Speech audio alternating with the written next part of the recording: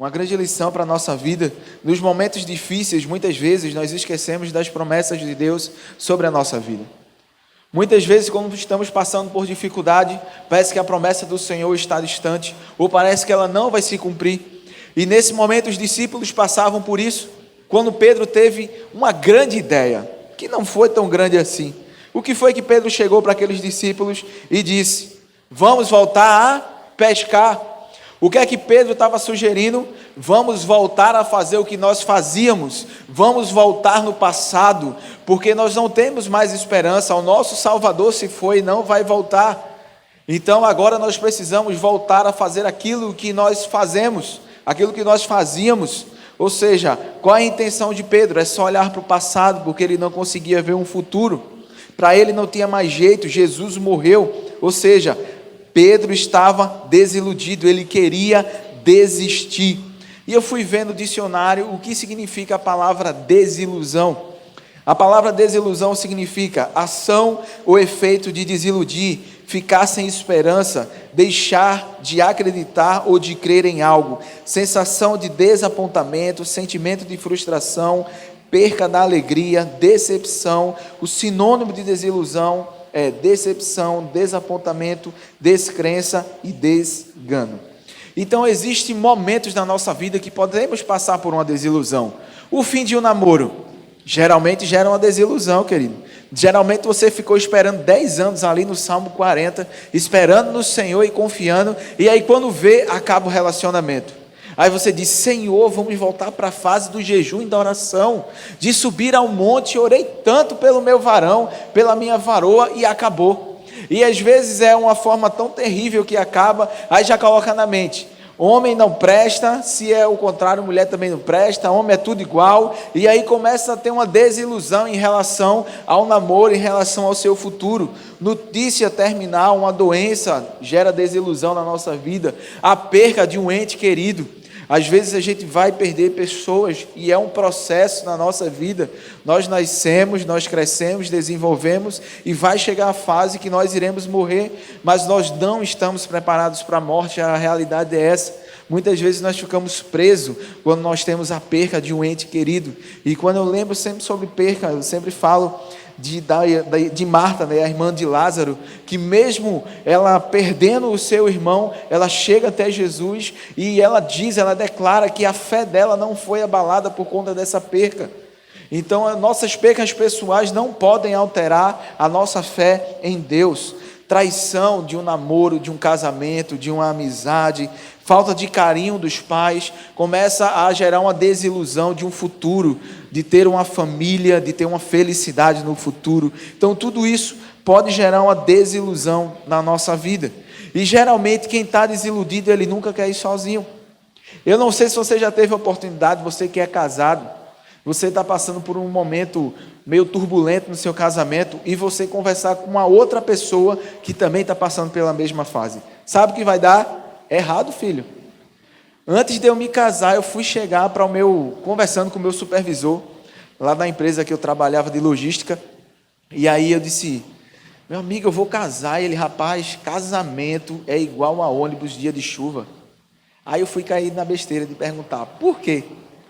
Aí ele disse: meu amigo, quem está dentro quer sair, quem está fora quer entrar. Eu disse: é no teu casamento, terra, porque no meu não. O meu eu vou entrar nesse ônibus aí e eu vou até a eternidade com a minha esposa. Eu não vou ficar nessa não. Porque ele já passou por vários casamentos. E aí ele estava desiludido no casamento. E quem está desiludido nunca quer ficar sozinho. E aí o que é que Pedro faz? Desiludido da vida, vamos voltar a pescar. E aí eles entram no barco da desilusão. E é sobre isso que eu queria falar com você nessa noite. Sobre o barco das desilusões. Quando estamos desiludidos, queridos, nós perdemos a motivação. Quando estamos desiludidos, nós perdemos a esperança. Se você vê, Pedro era um exímio pescador. E aí quando você vê, ele passa a noite toda e ele não pesca nada. Porque quem está desmotivado, ele não, mesmo que ele saiba fazer, ele não consegue fazer direito. E ele passa a noite toda sem pescar nada. Quem está desmotivado, querido, não vai conseguir gerar bons frutos. Sabe, quando a gente está desmotivado, gera também a falta de esperança. Só que nós precisamos entender que a esperança baseada num sentimento é probabilidade. A esperança baseada na fé é a certeza de que coisas irão acontecer. Precisamos ter essa certeza dentro de nós. E aqueles 7 discípulos entram no barco da desilusão. E pode ser que você esteja vivendo dentro desse barco, desiludido por o fim de um relacionamento, desiludido por uma traição, por algo que aconteceu na sua vida. Mas hoje, nessa noite, eu queria passar para você 4 passos para sairmos desse barco da desilusão, em cima daquilo que os discípulos também aprenderam. E o primeiro passo, querido, para nós sairmos desse barco da desilusão, é compreender que o choro pode durar uma noite, mas a alegria, ela vem pela manhã. Queridos, a gente acabou de ler que os discípulos passaram a noite toda sem pescar nada. Mas no versículo 4 de João 21 vai dizer o quê? Ao amanhecer, Jesus estava na praia. Querido, você pode passar por dificuldades, mas sempre tem um depois. Sempre vai ter algo que Jesus vai te surpreender. Ele nunca vai deixar você só. Compreenda que o choro pode durar uma noite, mas a alegria vem pela manhã. Querido, nessa manhã, as misericórdias do Senhor se renovaram sobre a tua vida. Ou seja, logo no primeiro raiar do sol, Deus já estava renovando a tua força, a tua esperança, a tua fé nele. Ele já estava com você. Pode ser que você tenha tido um dia anterior ruim, uma noite ruim, mas pela manhã, ele já estava querendo renovar as tuas forças.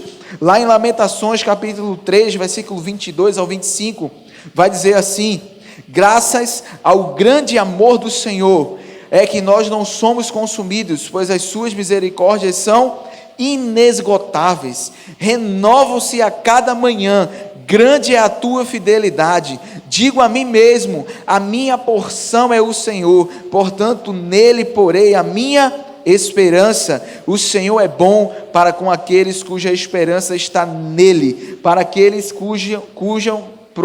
aqueles para o que o buscam. Ou seja, queridos, se você busca o Senhor, você encontra esperança, você encontra fidelidade. Quando você busca o Senhor, você vai encontrar aquilo que você quer encontrar. E quando a gente olha para os discípulos, diz que logo ao amanhecer, Jesus estava ali, querendo falar com eles, chegando até eles. Só que o interessante, que a gente pode extrair mais 2 lições dessa passagem, é que Jesus estava ali, mas os discípulos não reconheceram Jesus. Jesus estava lá na margem, era cerca de 90 metros, pode ser que tenha feito igual a mim, né? Sem óculos não conseguiu enxergar. Mas tinham 7 caboclos lá dentro do barco e nenhum conseguiu reconhecer Jesus. E a gente precisa tirar 2 lições daí, querido. A primeira é que o amor de Jesus é tão incrível que mesmo quando não o reconhecemos, ele continua sendo fiel conosco. Mesmo sem os discípulos reconhecer o que foi que ele fez, filhos, você tem alguma coisa para comer aí? Ele se preocupou com os discípulos, mesmo que ele não fosse reconhecido. Eu não sei se você já passou por alguma situação dessa. Você está caminhando na rua e aí você quer falar com alguém, aquela pessoa não te reconhece na rua. Aí geralmente vai ficar o quê? Chateado. Passei na rua, olha para ali, o pastor nem falou comigo. Se esqueceu que eu estava sem óculos, né? Aí acabou-se, filho. O pastor nem falou comigo. Eu passei ali na frente da igreja, aí eu tentei dar a paz, ele virou assim, ó, nem falou comigo. Vê o que é que Jesus faz, filho. Ele não queria saber se os discípulos estavam reconhecendo ele. Porque o amor dele é tão grande, que mesmo que você não reconheça que foi ele, mesmo assim ele vai agir ao teu favor. E aí ele chega, tem o que aí, filho? Tem alguma coisa para comer? Tem não. Lança a rede para o outro lado. A segunda coisa que a gente pode extrair daí é que ele provê todas as nossas necessidades, se nós formos obedientes. Ele diz, lança a rede. O que é que os discípulos fazem? Lança a rede. O que é que eles recolhem? Uma rede cheia de peixes, 153 grandes peixes. A provisão do Senhor sobre as nossas vidas está baseado na obediência. Então, querido, o primeiro passo para você sair do barco das desilusões é compreender que o choro pode durar uma noite, mas a alegria, ela vem pela manhã. O segundo passo para nós sairmos desse barco das desilusões é permanecer fiel ao chamado de Jesus na tua vida. Os discípulos, eles estão ali no versículo 7, vai dizer assim: o discípulo a quem Jesus amava disse: Pedro, é o Senhor. Então Simão Pedro, ouvindo isso, disse: vestiu a capa, pois havia tirado. Querido, a capa representava um simbolismo, a capa representava que Pedro era um discípulo de Jesus. Então, depois que Jesus se foi, ele voltou a pescar, e como se já não fosse o bastante, ele deixou aquilo que demonstrava que ele era um discípulo de Jesus de lado. E aí quando ele reconhece Jesus, ele bota a capa, e ele diz: não, é o mestre, eu tenho chamado. Jesus havia chamado Pedro para ser pescadores de alma, e não mais ser pescadores de homens. E aí quando ele reconhece isso, ele precisa voltar e se lançar aos pés do Senhor. Querido, deixa eu te dar 2 conselhos nessa noite. Não queira ter sucesso naquilo que Deus não te chamou para fazer. Quando você quer ter sucesso naquilo que Deus não te chamou para fazer, o vazio vai continuar lá. Eu conheço uma pessoa que tem um chamado ministerial, mas ele quis investir na sua empresa e deixou o chamado de lado. Hoje passa por diversas dificuldades, porque deixou o chamado, tem um vazio dentro dele, porque ele focou na empresa. Querido, foca no chamado que Deus tem para a tua vida. Faz a faculdade que Deus te chamou para fazer. Vai para o emprego que Deus disse: vai para lá, filho, que eu vou estar lá com você. O segundo conselho que eu tenho para te dar: não volte ao passado. Você não tem mais habilidade para fazer o que fazia antes. Pedro passou a noite toda e não pescou nada, porque Jesus chamou ele para ser pescador de almas. Os pescadores de peixe já era. Ele não tinha mais habilidade para fazer aquilo. Deixa eu fazer uma pergunta para você: o que foi que Jesus te chamou que você não está fazendo? Tem pessoas que estão escolhendo faculdade pelaquilo que elas podem ganhar, porque até a tua formação acadêmica tem propósito. A gente tem aqui nosso advogado fiel, Carlos. Então, Carlos se formou porque tinha um propósito, querido, para a vida dele. A tua formação tem um propósito. E a gente vai precisar de muita gente aqui, querido, doutor, porque a gente vai fazer muita coisa lá no nosso novo local. Então até a tua formação acadêmica tem a ver com o propósito de Deus para a tua vida. Será que o chamado que Deus te deu para a tua família, será que você exerceu isso, querido? Será que você lembrou disso? Como é que estava? Será que o chamado que Deus deu para a tua família, será que você lembrou? Ou você esqueceu? Você não tem dado atenção devida para a tua família? Ou o chamado que Deus te deu ministerialmente, você está lá: Senhor, eu não sei, será que vai, será que não vai? Será que vai acontecer, será que não? Querido, tem um chamado ministerial para a tua vida, e você não pode dizer não para ele. Sabe, o maior fracasso em nossas vidas é ter sucesso naquilo que Jesus não nos chamou para fazer, pois o vazio interno continua lá. Você pode ganhar o dinheiro que for, mas se não for o chamado de Deus para a tua vida, você ainda assim vai se sentir vazio. Estava conversando essa semana com uma pessoa, e ela estava me contando o testemunho da vida dela quando ela se converteu.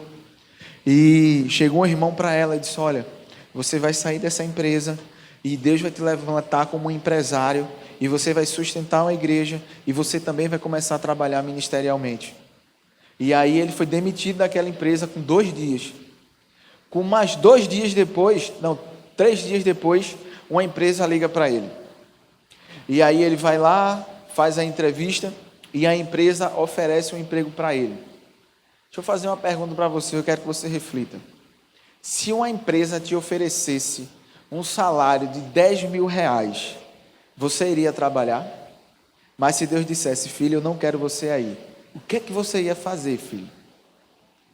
Você ia pensar assim: Senhor, 10 mil reais, o meu dízimo vai aumentar, Senhor, a minha oferta vai aumentar, lá no novo local eu vou poder contribuir melhor. Mas não é o que Deus quer para a tua vida. O que é que tu ia fazer, terra? Para pensar. Aí tu pode estar achando: Alberto, e era esse salário mesmo que foi oferecido para esse rapaz? Era mais, querido. E ele disse não. E hoje, depois de 15 anos, ele é um empresário bem-sucedido.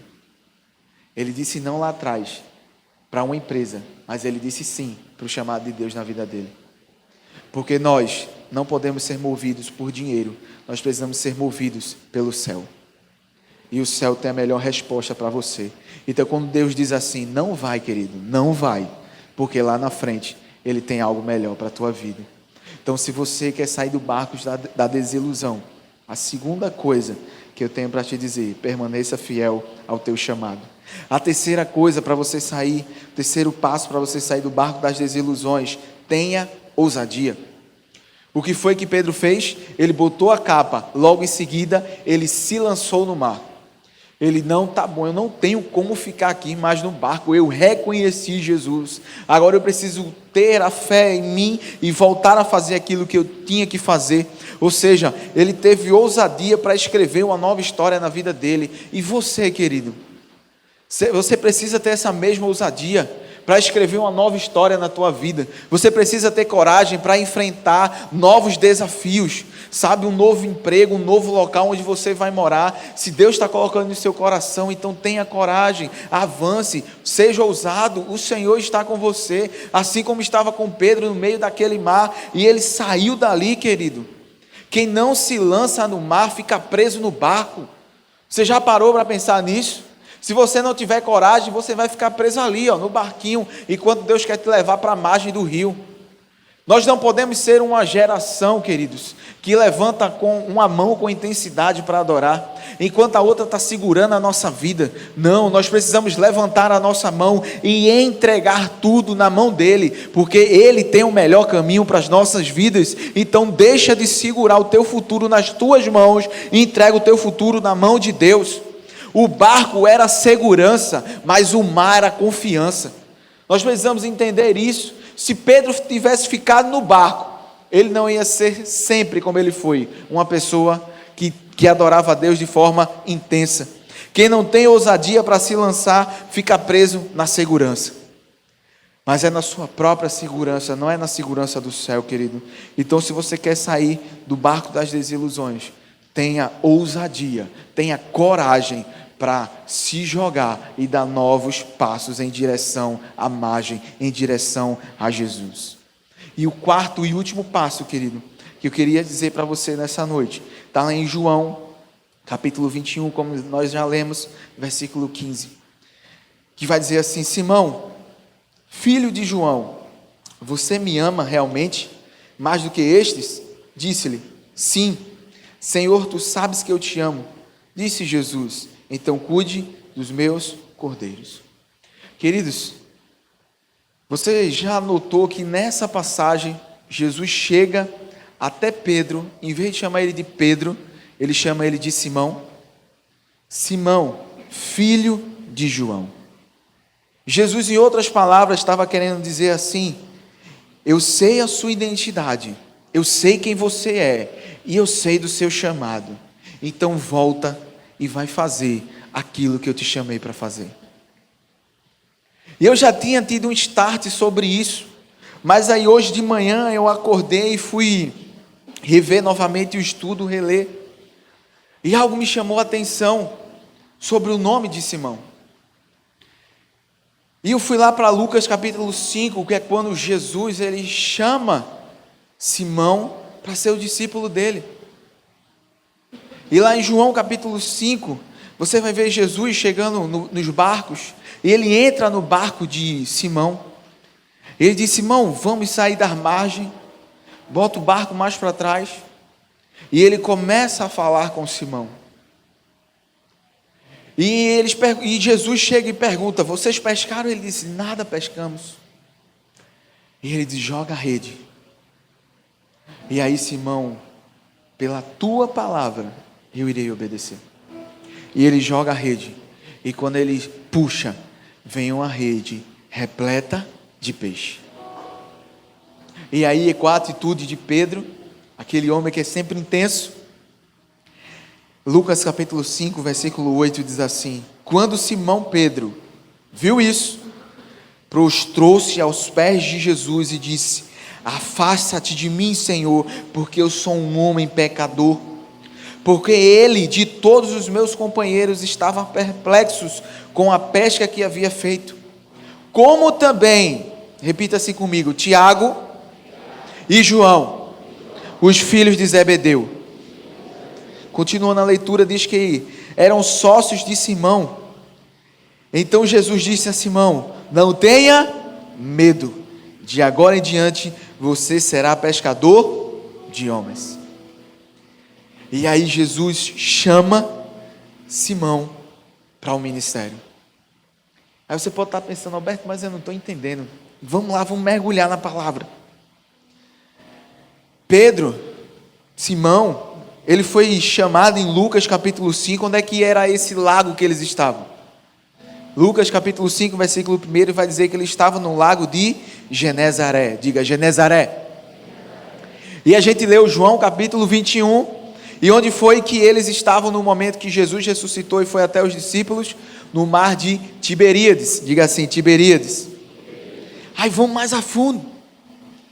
Este lago que era chamado Genezaré, ou lago de Tiberíades, também pode ser chamado de Mar da Galileia, por conta da mesma dimensão.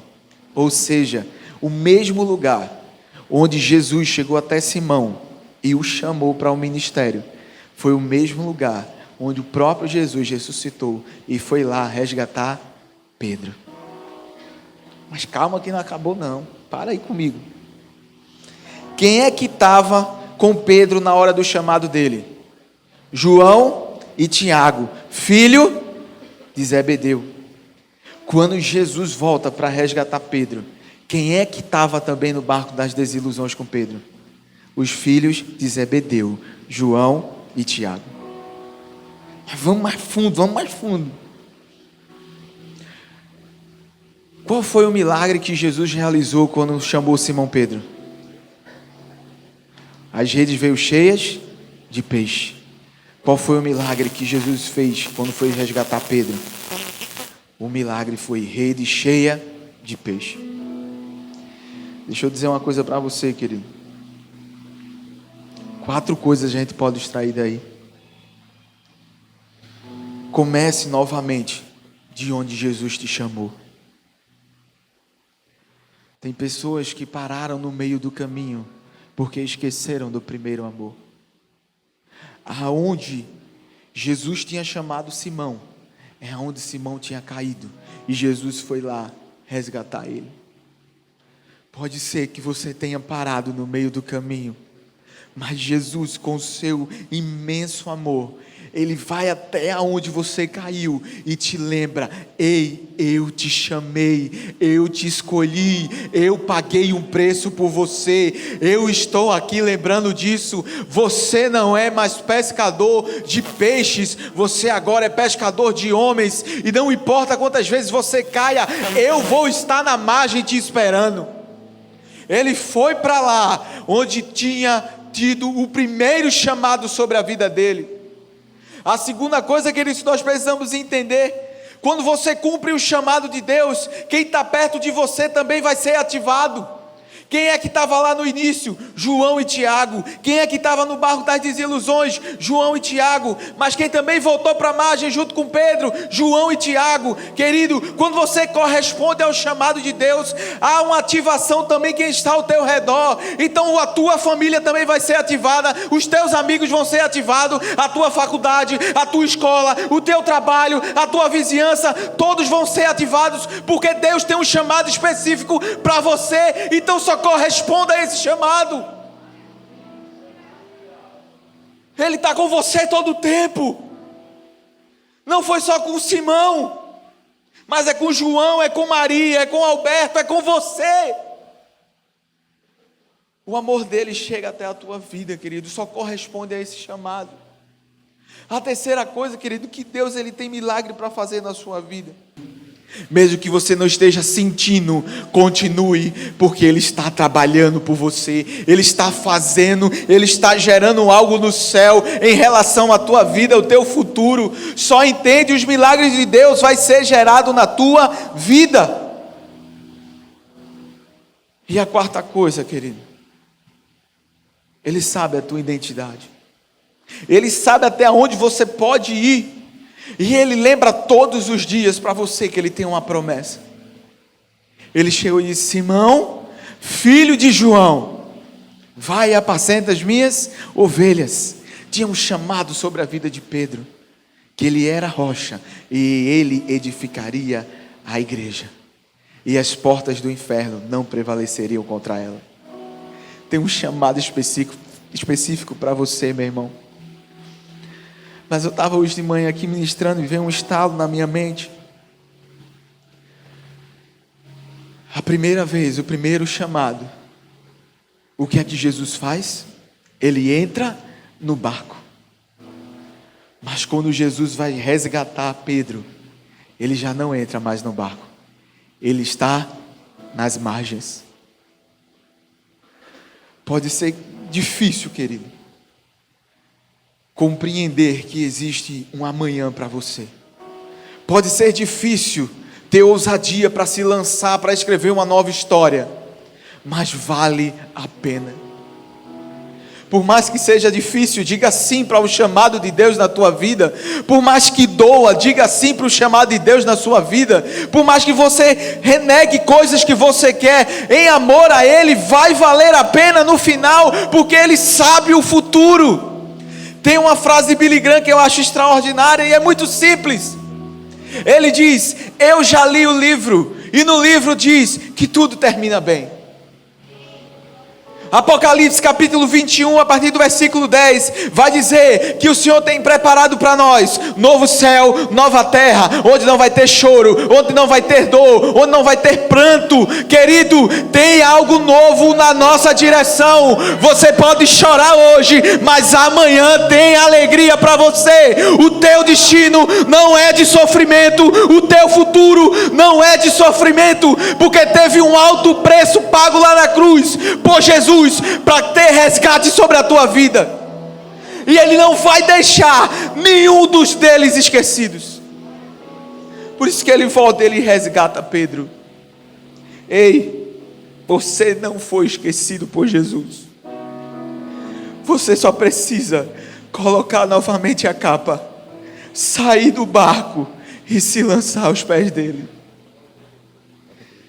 Esqueça a tua própria segurança. Deixe Ele ser a tua segurança. Jesus a primeira vez entra no barco. A segunda vez Ele está esperando na margem. Sabe por quê? No barco, Simão ainda era um pescador de peixe. Na margem, ele era um pescador de homem. O barco muitas vezes é a nossa segurança, é o nosso passado. É aquilo que a gente diz assim: ah, Senhor, aqui é meu porto seguro. E Deus está dizendo: ei, abre mão do teu porto seguro, se lança na água e vem para a margem, porque eu tenho um plano maior para a sua vida. Eu tenho um plano melhor para a sua vida. Eu sei do futuro. Então, querido, sai do barco e vai até Jesus. Para concluir, volte para aquilo que Jesus te chamou para fazer. Cumpra o propósito e o desígnio que Ele tem para a tua vida. Diga sim para o chamado que Deus tem para você. Como eu fiz a pergunta no segundo ponto: o que foi que Deus te chamou para fazer que você não está fazendo? O que foi que Deus te chamou para você cumprir que você não está cumprindo? Em algum lugar do mundo existe uma pessoa esperando por uma palavra sua. E o que é que você está fazendo? Sai do barco, querido. Volta para aquilo que Deus te chamou para fazer. O amor dele sobre a sua vida é maior do que qualquer coisa. Pedro tinha traído Jesus. Pedro tinha esquecido de Jesus. Mas a questão não é o que você faz, a questão é o que Ele pode fazer por você. Jesus nunca esqueceu de você, mesmo com as suas falhas, mesmo com os seus defeitos. Ele continua à margem do rio, dizendo: filho, eu estou te esperando, então vem para os meus braços, porque o chamado que eu tenho para a tua vida, ela continua sendo o mesmo. Não é as tuas falhas que vão derrubar o chamado que eu tenho para a sua vida. Não é os teus erros que vai desfazer o chamado que Deus tem para a tua vida. Apenas coloca a capa e volta para a margem do rio. Aí você pode estar se perguntando até agora: Alberto, qual é o quarto passo para sair do barco das desilusões? Receba o poder do amor sobre a sua vida.